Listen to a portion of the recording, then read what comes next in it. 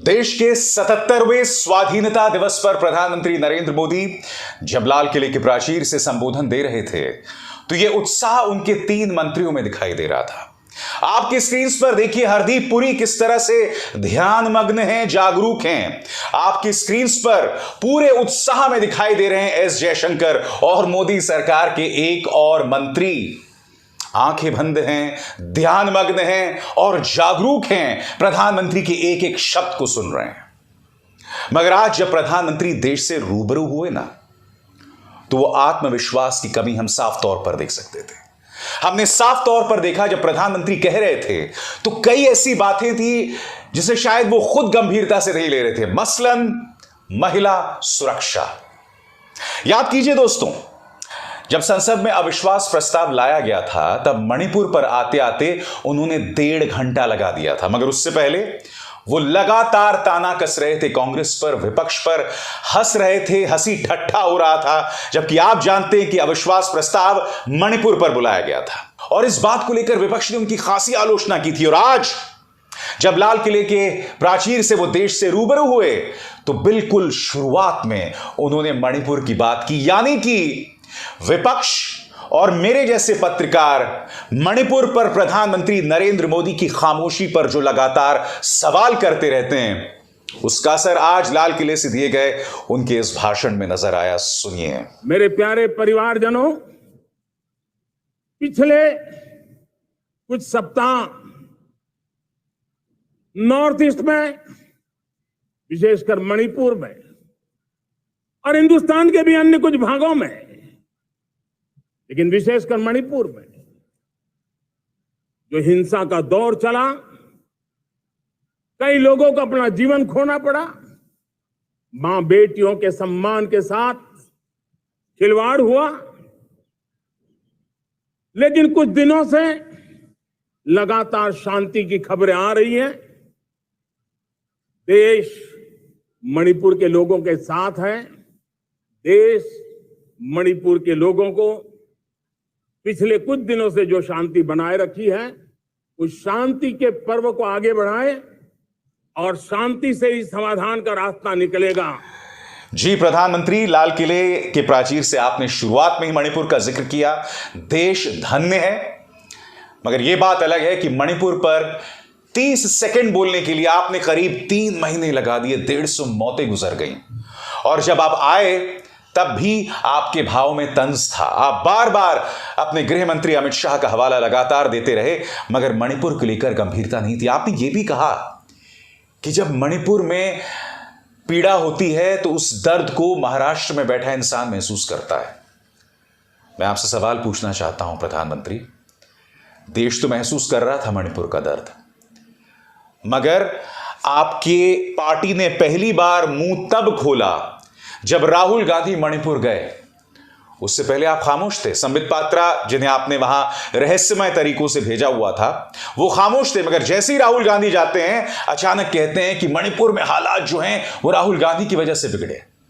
संसद में खड़े होकर स्मृति ईरानी ने कहा था कि मणिपुर में हालात को बिगाड़ने का काम राहुल गांधी ने किया। यह बात खुद निर्मला सीतारमण को हजम नहीं हुई जब उन्होंने पीछे पलट के देखा कि बहन तुम कह क्या रही हो। आप मणिपुर का जिक्र तो कर रहे हैं, मगर महिला सुरक्षा को लेकर गंभीरता की कमी को हम सब ने महसूस किया। सुनिए प्रधानमंत्री क्या कह रहे हैं। मेरे प्यारे परिवारजनों, भारत एक मदर ऑफ डेमोक्रेसी है। भारत मॉडल ऑफ डाइवर्सिटी भी है।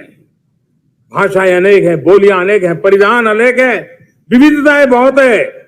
हमने उन सारे लोगों को आधार पर आगे बढ़ना है। मेरे प्यारे परिवारजनों, देश के जब मैं एकता की बात करता हूं, तब अगर घटना मणिपुर में होती है तो पीड़ा महाराष्ट्र में होती है। अगर बाढ़ आसाम में आती है तो बेचैन केरला हो जाता है। हिंदुस्तान के किसी भी हिस्से में कुछ भी हो, हम एक अंगांगी भाव की अनुभूति करते हैं। मेरे देश की बेटियों पर जुल्म न हो, यह हमारा सामाजिक भी दायित्व है, यह हमारा पारिवारिक दायित्व भी है, और ये देश के नाते हम सबका दायित्व है। आज कहीं ना कहीं मणिपुर के जरिए प्रधानमंत्री ने महिला सुरक्षा की भी बात की, उन्होंने महिलाओं की भी बात की। आगे वो ये कहते हैं कि 2014 के बाद लोगों को इस बात को लेकर हैरत होती है कि इस देश की लड़कियां साइंस और इंजीनियरिंग कर रही हैं। मानो 2014 से पहले इस देश की महिलाएं जो हैं उन्हें किसी कुएं में बंद करके रखा गया था। देश की महिलाएं 2014 के बाद साइंस और इंजीनियरिंग करने लग गई हैं। प्रधानमंत्री 2014 से पहले भी भारत था।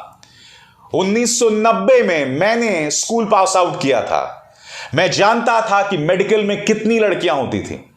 मैं यह भी जानता था इंजीनियरिंग की पढ़ाइयां कितनी लड़कियां कर रही थी और बाद में वो पास भी होती हैं। यह सब 2014 के बाद नहीं हो रहा है। तो आप जब यह बात कहते हैं तो हजम नहीं होती। सुनिए उन्होंने क्या कहा। मुझे अभी एक देश में दौरा कर रहा, तो वहां एक बहुत ही सीनियर मिनिस्टर, उसने मुझे एक सवाल पूछा।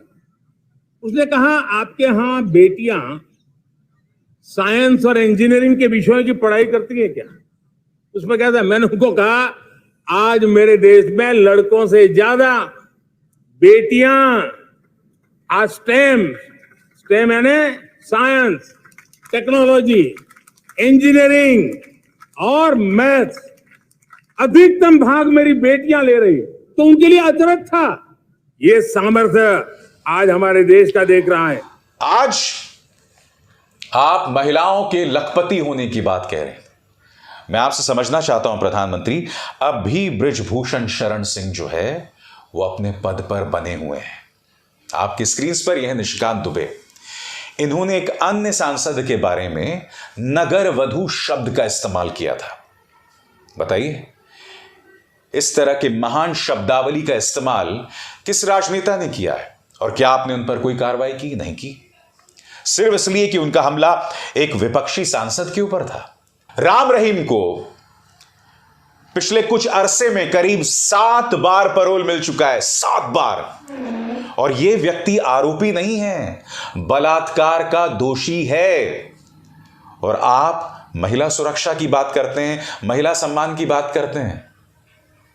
ये तमाम जो मिसाल आपके सामने, कुलदीप सिंह सेंगर, स्वामी चिन्मयानंद, ये तमाम घटनाएं आपकी सरकार को जो है वो आईना दिखा रही है। और फिर आप मदर ऑफ डेमोक्रेसी की बात करते हैं, बेटियों पर जुल्म ना होने की बात करते हैं। प्रधानमंत्री, आप कहते हैं कि बेटियों पर जुल्म ना हो, यह सबकी जिम्मेदारी है। मैं आपसे समझना चाहता हूं, क्या आपने आज तक महिला पहलवानों से मुलाकात की?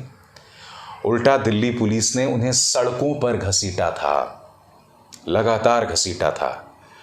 और बकौल विनेश फोगाट, वो तो आपसे मिलने गई थी, आपने अपना विश्वास जतलाने, मगर आपने अपने माननीय गोली मारो ठाकुर, माननीय सूचना मंत्री को यह मामला सुपुर्द कर दिया था। और फिर रहस्यमय तरीके से वो सारी बातचीत बृजभूषण शरण सिंह को लीक कर दी जाती है। आप बाकायदा एक समिति बनवाते हैं, मगर उसमें किसी भी मुद्दे को संबोधित नहीं किया जाता। कोचेस ने जो शिकायत की थी, वो शिकायत उस समिति की रिपोर्ट में जगह नहीं पाती। अब जाकर खबर यह आती है इंडियन एक्सप्रेस की रिपोर्ट के मुताबिक कि दिल्ली पुलिस के चार्जशीट में गंभीर आरोप हैं, गंभीर बातें कही गई हैं। 6 गवाहियों का जिक्र है और वो 6 गवाहियां बहुत खतरनाक हैं। उसका जिक्र मैंने किया था अपने शो में। मैं आपसे समझना चाहता हूं प्रधानमंत्री, आखिर क्या वजह है कि जब आप कहते हैं कि बेटियों पर जुल्म ना हो, यह जिम्मेदारी सब पर है। बेटियों के मान सम्मान के साथ अगर किसी ने समझौता किया है आजाद भारत के इतिहास में, तो वो भारतीय जनता पार्टी की सरकारों ने सबसे ज्यादा किया है। निर्भया याद है ना आपको? निर्भया कांड हुआ था, तब दिल्ली पुलिस ने रिकॉर्ड टाइम में अपराधियों को ढूंढ निकाला था। गांधी परिवार ने पीड़ित के परिवार की मदद की थी। बावजूद उसके मेरे जैसे पत्रकार उस वक्त महिला सुरक्षा को लेकर मनमोहन सिंह सरकार, शीला दीक्षित सरकार को कटघरे में रख रही थी। हम लगातार उन्हें सवाल कर रहे थे। आज क्या हो रहा है? आज जब कोई पीड़ित होती है तो उस पीड़ित की गलती बता दी जाती है। मसलन हाथरस, ऐसी ढेरों मिसाल मैं आपको बता सकता हूं कि जब कोई पीड़ित होता है तो कटघरे में उसी के परिवार को रख दिया जाता है। और यह सिर्फ ना आपके पार्टी के नेता करते हैं, बल्कि आपका पालतू मीडिया भी करता है। मुझे बताइए ना, आजाद भारत के इतिहास में बलात्कारियों के पक्ष में रैली किस पॉलिटिकल पार्टी ने निकाली है? सवाल के जवाब दीजिए।